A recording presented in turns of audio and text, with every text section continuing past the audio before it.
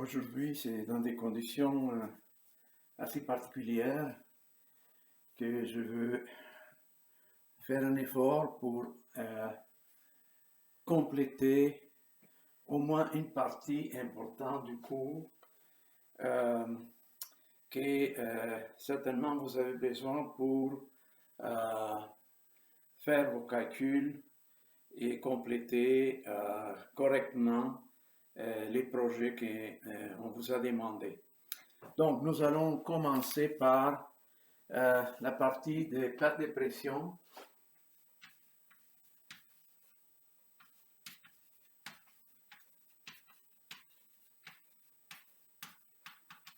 Diphasique. Donc, nous allons voir très rapidement, peut-être en deux parties séparées, les pertes de pression pour des écoulements diphasiques. Donc, pourquoi la perte de pression est importante? La perte de pression est importante parce qu'elle va déterminer les conditions de circulation, autant pour des circulations forcées que pour des circulations naturelles.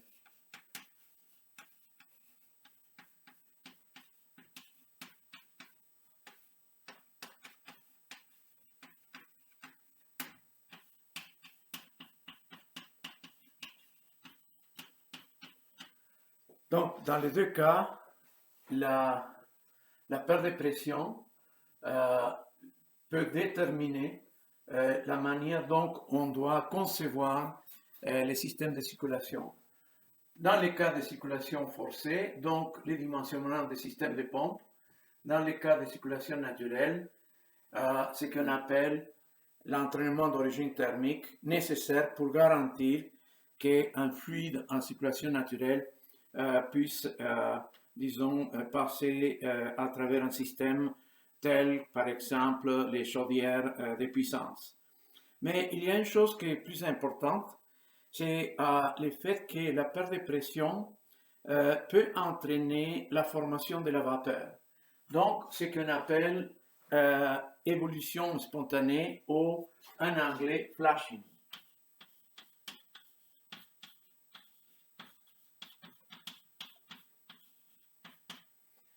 Dans le cas de flashing, ce qu'on observe, si on prend un diagramme température-entropie, pour les rendre faciles, accessibles, donc je m'excuse, le tableau n'est pas si grand, donc je dois condenser la dimension des caractères et, ainsi que des figures.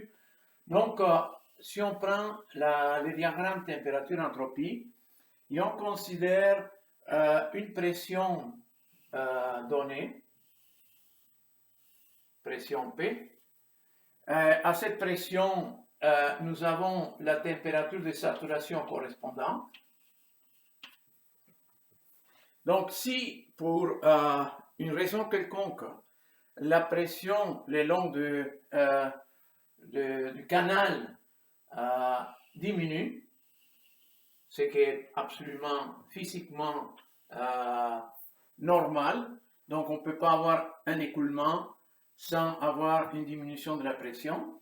Donc, si la pression passe de la valeur P à la valeur P moins delta P, alors si nous sommes dans des conditions initiales de saturation, c'est un exemple, et la perte de pression nous amène à réduire la pression du système, alors, soit idéalement sans accroissement d'entropie ou réellement avec accroissement d'entropie, on se retrouve avec un accroissement d'entropie delta S, on se retrouve à accroître, à augmenter les titres X de l'écoulement, ou les titres thermodynamiques dans ce cas. Donc, ça veut dire qu'on passe d'une situation initiale 1 à une condition finale 2 avec un titre qui augmente avec la pression qui diminue. Donc, ça veut dire qu'on introduit plus de vapeur dans le système. Et maintenant, la question qu'il faut se poser à partir de là, comment ça se comporte la pression en fonction du titre. Et ça, c'est essentiellement les premiers points que nous allons essayer de regarder. Donc, si les titres diminuent, quelle est la situation de la pression? Parce que si, par exemple, avec la pression, les titres changent, et donc, si les titres, en modifiant sa valeur, augmentent ou diminuent la perte de pression, donc c'est un système qui peut s'auto-alimenter et à ce moment-là, se traduire par des conditions importantes à tenir compte quand on fait la conception ou le dimensionnement d'un système.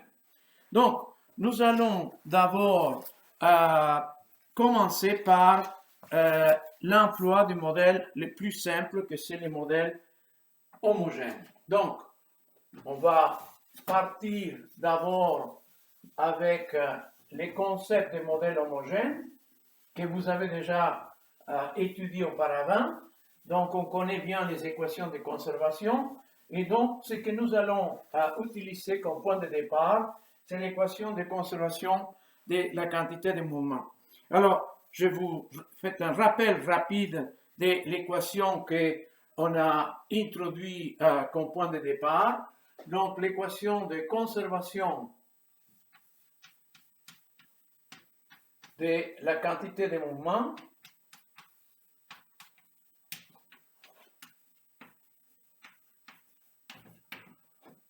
que nous avons développée déjà auparavant.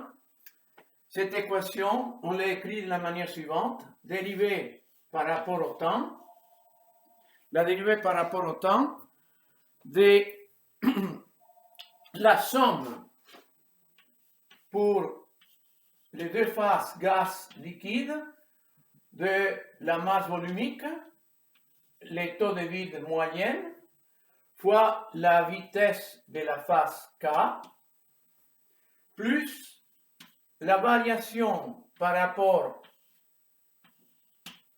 à la position de la somme de masse volumique phase K, les taux de vide de la phase K, et nous avons ici maintenant la vitesse qu'on a certainement considérée pour le moment pour la phase K, que nous allons réduire dans une seule vitesse pour un modèle unidimensionnel et surtout pour un modèle homogène. Et certainement, on a pris les thèmes divergence dans la direction Z, et ici on a normalement un produit dyadique, donc on devrait tenir compte de ce produit.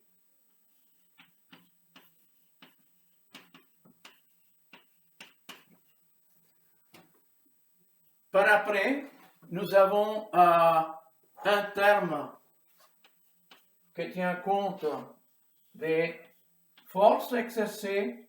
Donc, nous avons introduit d'abord les forces de pression. Donc, on les a considérées comme étant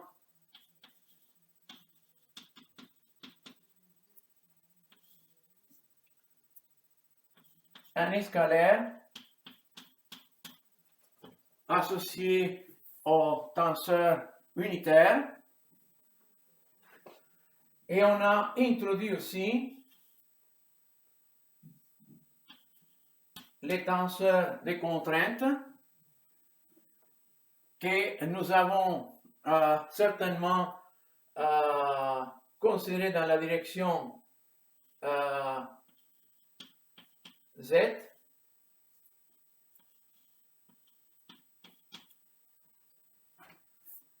Par après, nous avons un terme source qui est la masse volumique du mélange.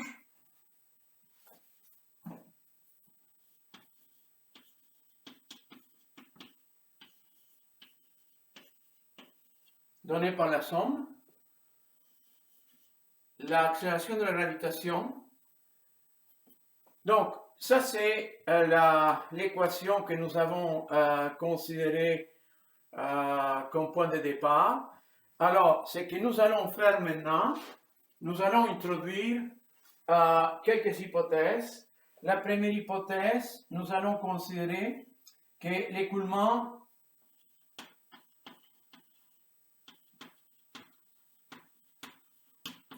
c'est unidimensionnel.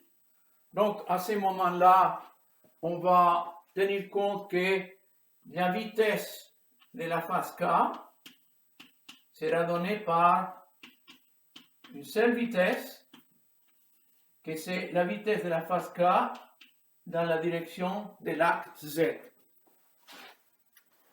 Nous allons par après projeter l'équation de quantité de mouvement, qui est un vecteur.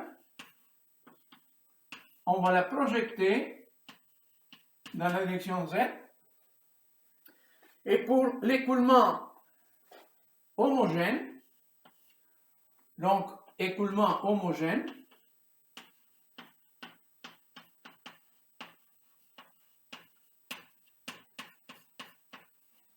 nous allons tenir compte que le rapport de glissement égal à la vitesse de la phase gazeuse divisé la vitesse de la phase liquide est égal à 1,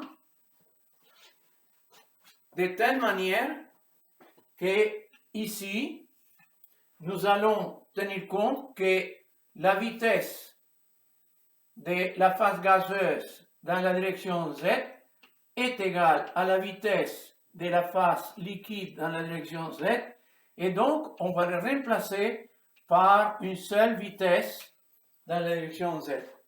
Donc, dans ce cas, l'écoulement étant homogène indique que la phase gazeuse et la phase liquide sont fortement couplées mécaniquement de telle manière, de telle sorte qu'on peut considérer cette simplification. Donc, en tenant compte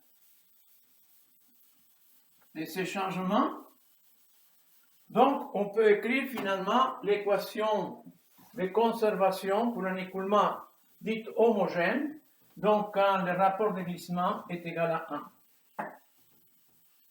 Donc l'équation de conservation pour un écoulement homogène, on peut l'écrire comme étant la masse volumique du mélange fois la vitesse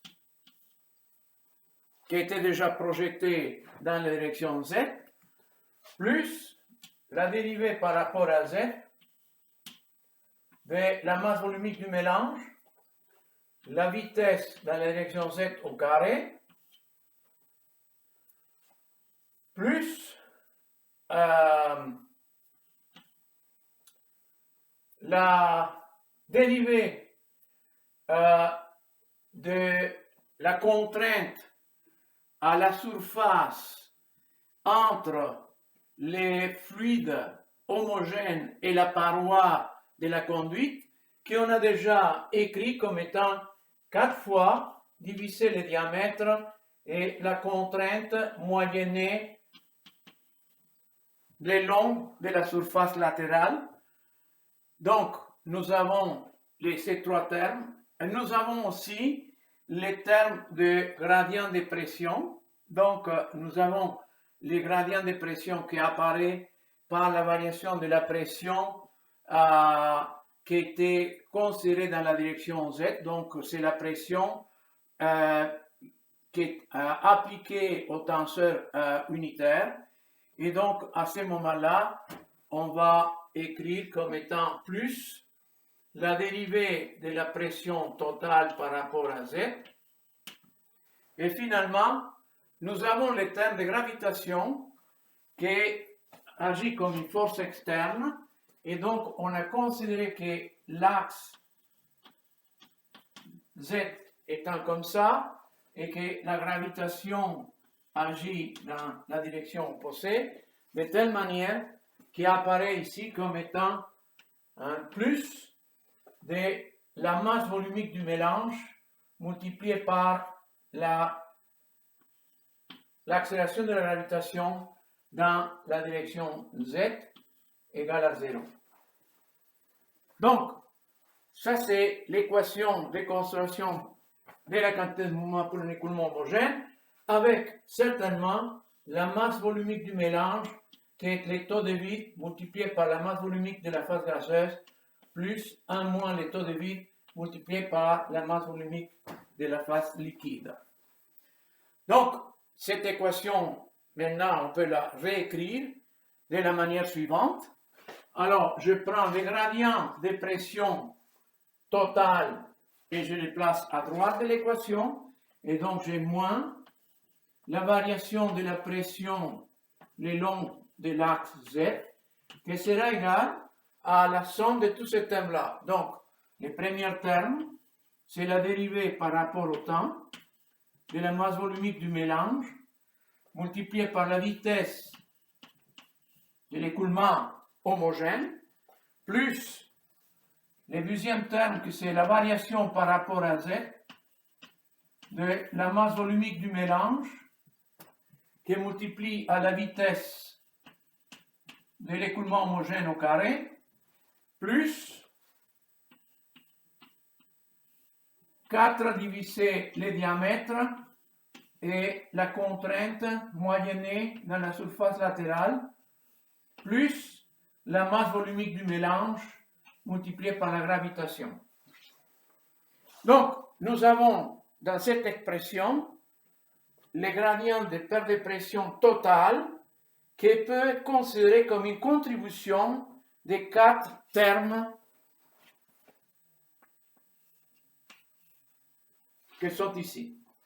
Le premier terme, c'est ce qu'on appelle les termes d'accélération locale.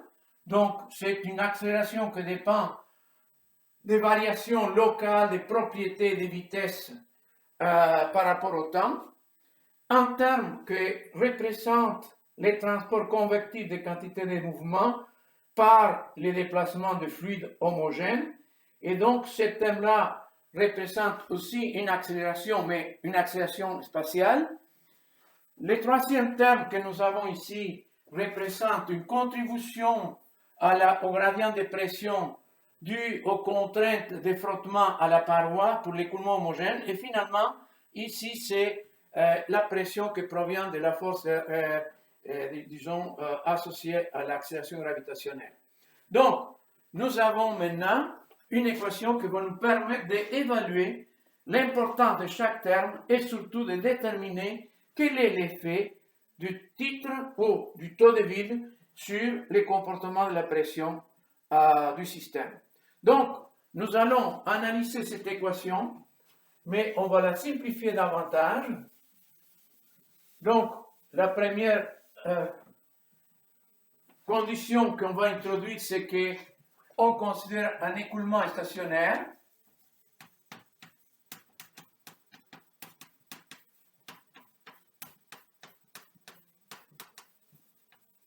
À ce moment-là, on néglige les variations temporelles et l'équation du gradient de perte de pression totale peut s'écrire comme étant la dérivée par rapport à la position égale, ce terme-là n'est pas là, la variation par rapport à la position du produit masse volumique du mélange fois la vitesse au carré.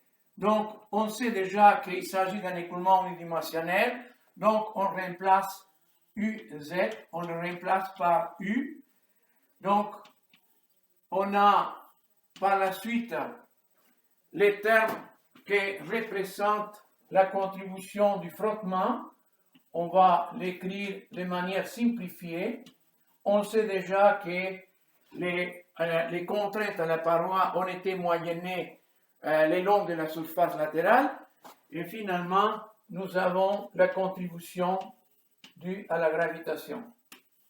Donc, nous avons une équation qui nous permet d'évaluer les gradients de perte de pression totale comme une contribution de 3 termes ok? Les premiers, les deuxièmes et les troisièmes que nous allons analyser séparément. Nous allons, en plus de ça, considérer que étant S égale à 1, donc écoulement homogène, alors la masse volumique du mélange, qu'on l'a calculé comme étant epsilon, la masse volumique de la phase gazeuse plus 1 moins epsilon, la phase volumique de la phase liquide fois la 1 moins epsilon fois la masse volumique de la phase liquide est égal à ce qu'on a déjà introduit, la masse volumique homogène. Donc, la masse volumique homogène, on peut l'écrire comme étant égal à 1 divisé les titres, divisé la masse volumique de la phase gazeuse, plus 1 moins les titres, divisé la masse volumique de la phase liquide. Donc, on va utiliser cette relation pour évaluer surtout les premiers termes de l'équation qui représente les gradients de perte de pression totale dans des conditions d'écoulement stationnaire. Donc, ça veut dire que la variation temporelle est considérée comme nulle. Donc, allons maintenant regarder l'importance de chacun de ces termes-là et voir de quelle manière on peut évaluer finalement les gradients de perte de pression totale pour un écoulement dit homogène. Donc, nous allons commencer par les gradients de perte de pression convective dû à l'accélération, donc le premier terme de cette équation. Alors, je veux, à ce moment-là, le tableau est tellement petit que c'est difficile de faire tout ça de manière propre et élégante, mais quand même, on va faire le mieux que soit possible. Donc, ce premier terme, c'est la dérivée par rapport à Z de la masse volumique du mélange fois la vitesse au carré. Et ce terme-là, on l'appelle la contribution du gradient, dans le gradient total, d'un terme de gradient de perte de pression, de gradient de pression par accélération. En réalité, je n'aime pas parler de perte dans ce cas parce que ce terme représente une différence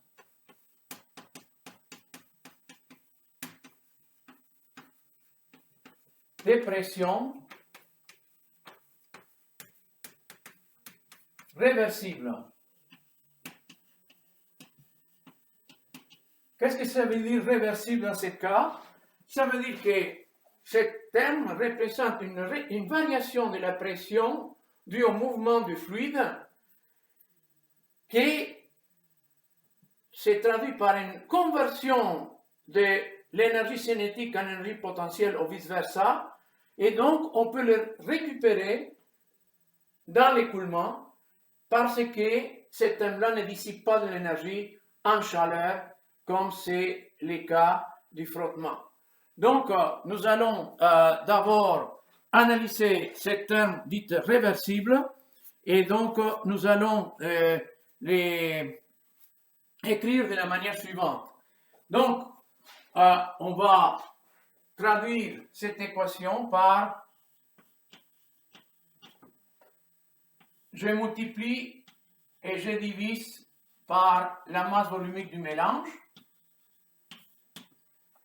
et j'utilise en plus de ça la définition de flux massique total. Donc, le flux massique total qui est égal au flux massique de la phase gazeuse plus le flux massique de la phase liquide qui ont les calculs comme étant la masse volumique du mélange fois la vitesse du fluide, qui certainement dans ce cas correspond à la vitesse du mélange. Donc, à ce moment-là, comme la conservation de la masse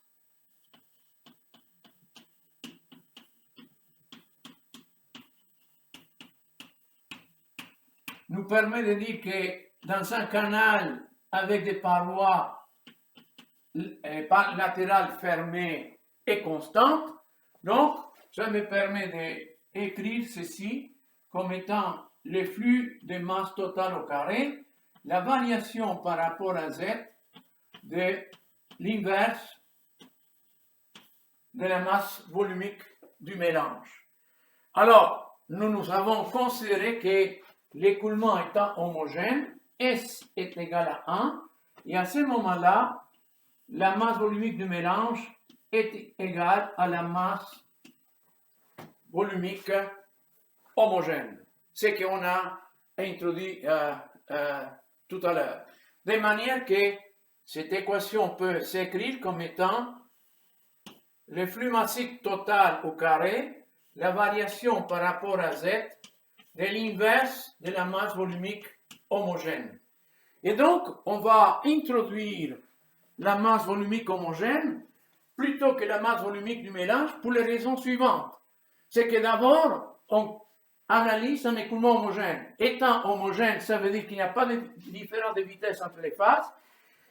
Et donc, je peux démontrer l'équivalence entre l'égalité entre la masse volumique du mélange et la masse volumique homogène. Le problème, c'est que la masse volumique du mélange dépend du taux de vide, variable qui n'est pas facile à déterminer, et la masse volumique homogène dépend du titre, variable qui est relativement facile à déterminer en utilisant un simple bilan d'énergie, ce que nous allons faire par la suite.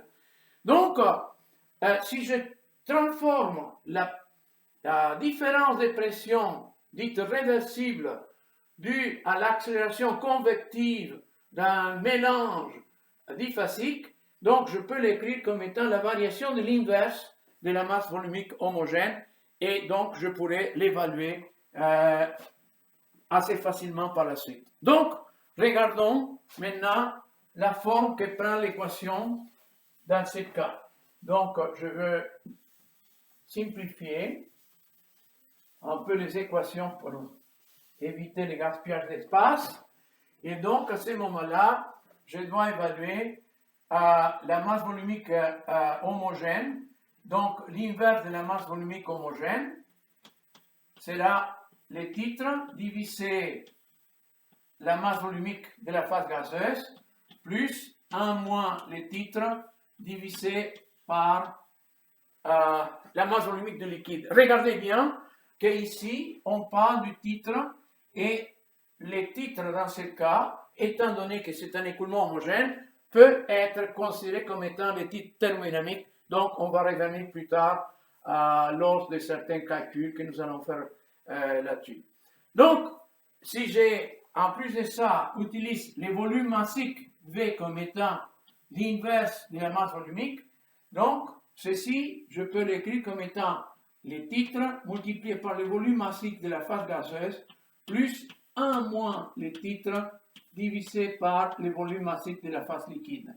Et donc, maintenant, dans l'équation que nous avons écrite au départ pour la perte de pression ou la différence de pression associée à l'accélération convective, donc, je peux la réécrire comme étant les flux massiques au carré dérivé par rapport à Z de l'inverse de ça, ça veut dire les titres, les volumes massiques de la phase gazeuse, 1 moins les titres, les volumes massiques de la phase liquide.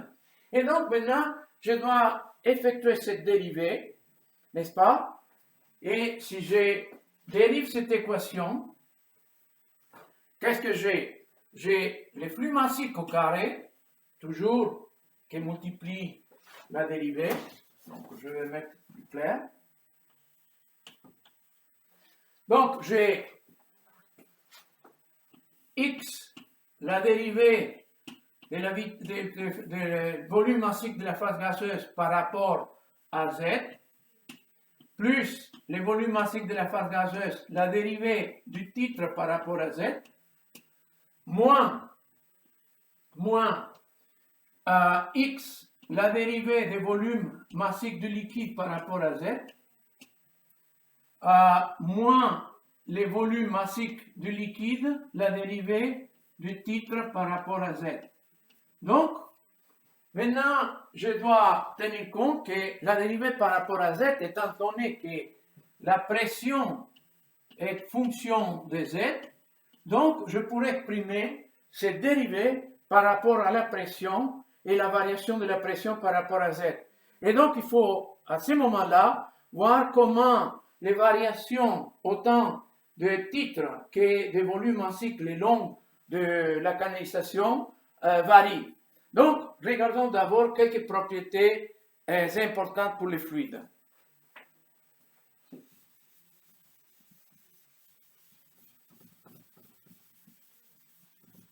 Donc, si on regarde les volumes massiques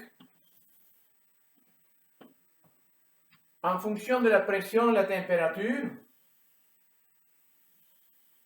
mettons que le fluide c'est de l'eau.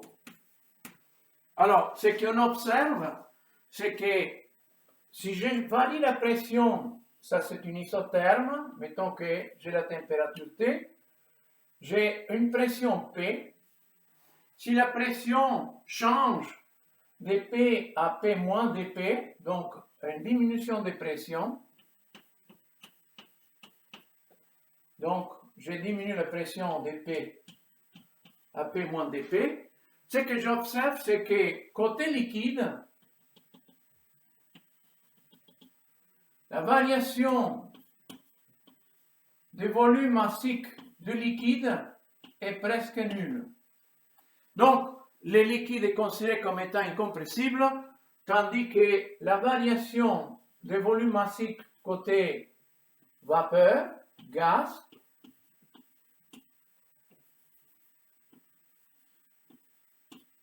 est beaucoup plus grand que 0. Donc, dans ce cas, je peux simplifier l'équation que nous avons en face de nous en tenant compte que je peux négliger toute variation de volume massique de liquide due à la pression. Ça veut dire que si je dérive les volumes massiques par rapport à Z, je peux le dériver par rapport à la pression et la variation de la pression par rapport à Z. Et donc, je peux négliger carrément ce terme ici. Mais certainement, les volumes massiques dépendent pas seulement de la pression, dépendent aussi de la température. Donc, ça veut dire que la variation des volumes massiques est la variation des volumes massiques pas en fonction de la pression quand je garde la température constante, plus la variation des volumes massiques par rapport à la température quand je garde la pression constante. Et donc, maintenant, on se pose la question, quel est l'effet de la température là-dessus? Donc, normalement, quand nous avons un écoulement, dans des longueurs delta Z ou dz qui sont relativement courtes, les variations de température ne sont pas très importantes et donc on peut négliger pour un fluide incompressible comme de l'eau les variations de volume massique associées aux variations de température.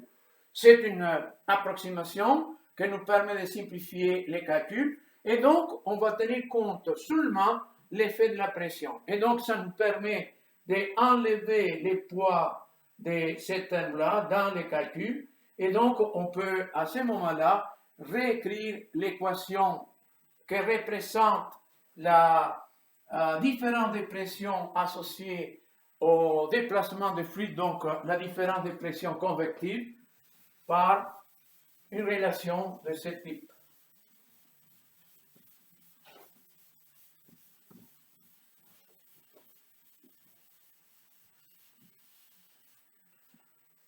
Donc,